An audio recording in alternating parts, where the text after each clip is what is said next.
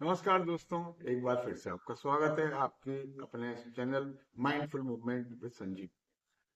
यदि किसी पर्सन को अपनी कुंडली की विवेचना करानी हो, न्यूमरोलॉजी के हिसाब से अपना नाम चेंज कराना हो, जीवन में कुछ भी सही नहीं चल रहा हो, कोई भी जानकारी, कोई शुभ मुहूर्त, कुंडली मिलान इत्यादि कराना हो, तो कमेंट बॉक्स में मेरा नंबर दिया गया है, आप संपर्क कर सकते हैं।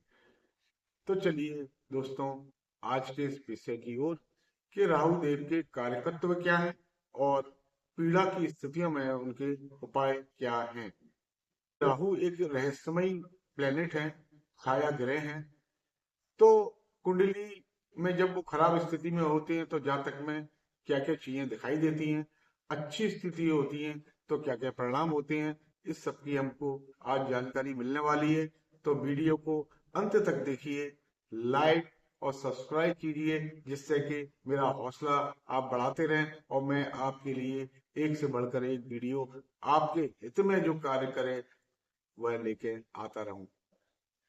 राहु का सबसे बड़ा जो गुण है वो है डिजायर। तो हम पहले बात करते हैं कि अगर कुंडली में खराब स्थिति में आओ तो क्या कारकत्व दिखाई देते हैं। तो डिजायर, इच्छा शक्ति उस व्यक्ति की बहुत बढ़ जाती है, मेटेलिस्टिक इच्छाएं बहुत बढ़ जाती हैं। साथ ही साथ बढ़ जाता है भ्रम, भ्रम भी बढ़ जाता है साथ ही साथ। और उस व्यक्ति के अंदर झूठ बोलने की आदत। दूसरा, वह व्यक्ति किसी का सच्चा मित्र नहीं हो सकता। दुर्घटना, मुकदमेबाजी, छल, कपट और भी बहुत सारी चीजें वो दिखाई देती हैं कुंडली के विभिन्न विभिन्न भागों के हिसाब से। नशा, जुआ, परस्त्रीगामी और अनेकों अशुभ लक्षण दिखाई देते हैं।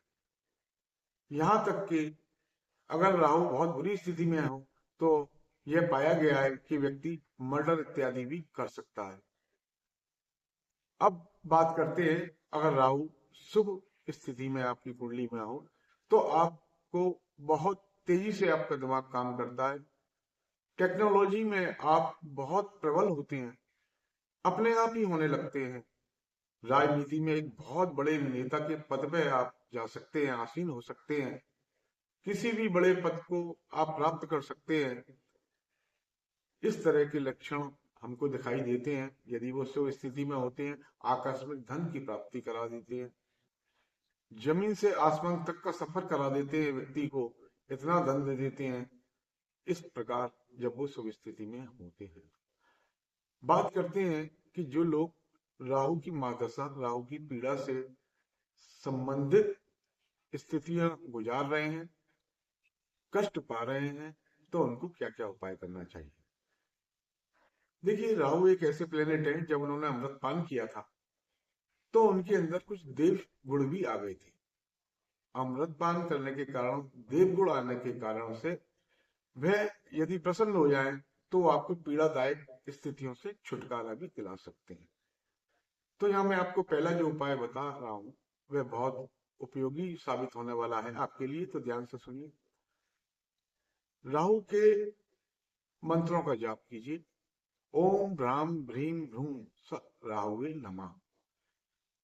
इसके लिए आपको रुद्राक्ष की माला लेनी होगी, आसन लेना होगा, उस पर एक संकल्प करना होगा कि हे राहुदेव, मैं आपकी पीड़ा से आक्रांत हो रहा हूं, आपकी प्रसन्नता के लिए मैं आपका नित्य मंत्र जाप करने जा रहा हूं, अर्थात मेरा ये संकल्प पूरा हो और आप मुझसे प्रसन्न हो।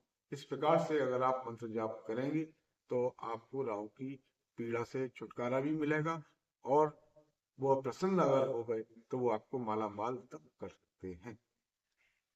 दूसरा उपाय, दूसरा उपाय यह है कि आप किसी मछली वाले से दो मछली खरीद लीजिए और उसको, ये उपाय आपको बुधवार से करना है, उसको किसी नदी में या तालाब में आजाद कर दीजिए और राहु देव से प्रार्थना कीजिए कि मेरी पीड़ा को शांत कीजिए। ये आपको महीने में एक बार बुधवार के दिन करना है और 12 महीने तक आप इस उपाय को करेंगे तो उनके प्रभाव आपको दिखाई देंगे। पक्षियों को दाना देना भी एक बहुत ही अच्छा उपाय है इनका।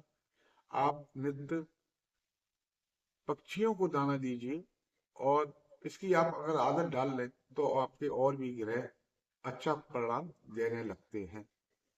इसमें कुछ चेतावनी भी है कि कभी आप अपने नाखून राहु की पीड़ा के अंतर्गत बढ़ाए नहीं, उसको काटते रहें। छत पे गंदगी ना हो, सीढ़ियों पे गंदगी ना हो, बाथरूम में गंदगी ना हो, और व्यसनों से बचें। जुए की, शराब की या पराई स्त्री की तरफ दृष्टि ना डालें। केसर का तिलक लगाएं।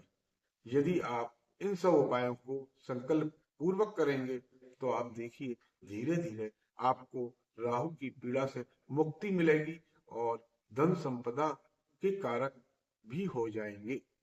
धन्यवाद। मिलते हैं फिर आपसे एक नए उपाय के साथ। नमस्कार।